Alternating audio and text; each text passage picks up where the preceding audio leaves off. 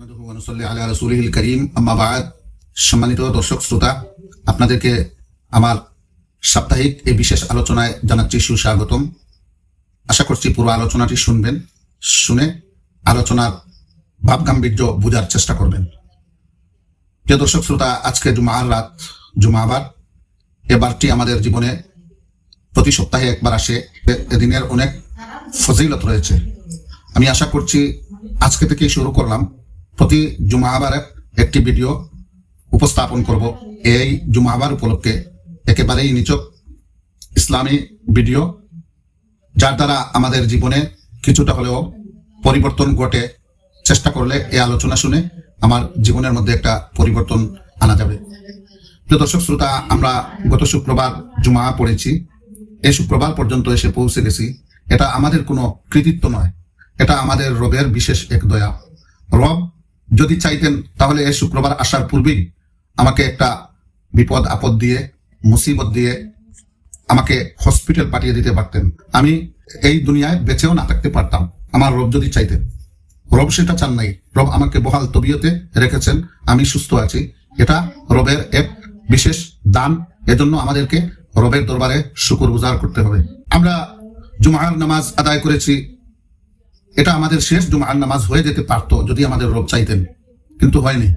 আমাদেরকে আরেক জুমা পর্যন্ত রব বাঁচিয়ে রেখেছেন। এটাও রবের বিশেষ দান। এজন্য রবের দরবারে আমরা শুকরগুজার হতে হবে।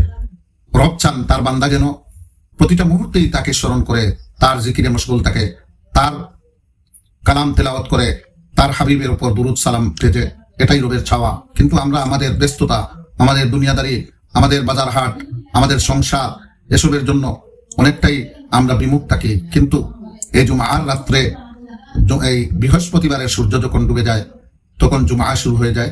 তখন থেকে জুমাবারের সূর্য ডুবার পূর্ব পর্যন্ত রব একটা সময় আমাদের জন্য বরাদ্দ করে রেখেছেন, যে সময় রবের দরবারে আমরা যা চাইব তাই রব দান করবেন। কিন্তু হায় আফসোস, আমরা এই মূল্যবান সময়টুকু এত অবহেলা করে ব্যয় করি। সপ্তাহের অন্যান্য দিনের মতো এ দিনটাকেও মনে করে আমরা আমাদের এই বিশাল পাওয়া থেকে বঞ্চিত হই।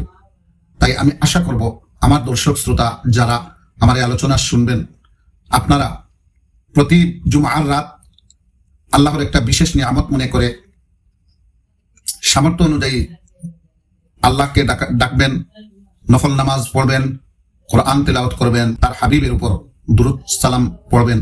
এটাই হবে আমাদের জীবনের একটা দিনকে অন্তত আমাদের জীবনের কাজে লাগলো, একটা সময় কাজে লাগলো।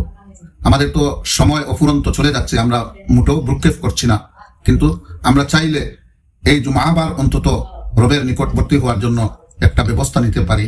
আল্লাহ আমাদের সবাইকে সেই তৌফিক দান করুন। সেই দোয়া করে আমি আজকে বিদায় নিচ্ছি। দেখা হবে আগামী জুমাবার। এই আলোচনা নিয়ে আপনাদের সামনে আসবো ইনশাআল্লাহ। আসসালামু আলাইকুম ওয়া রাহমাতুল্লাহ।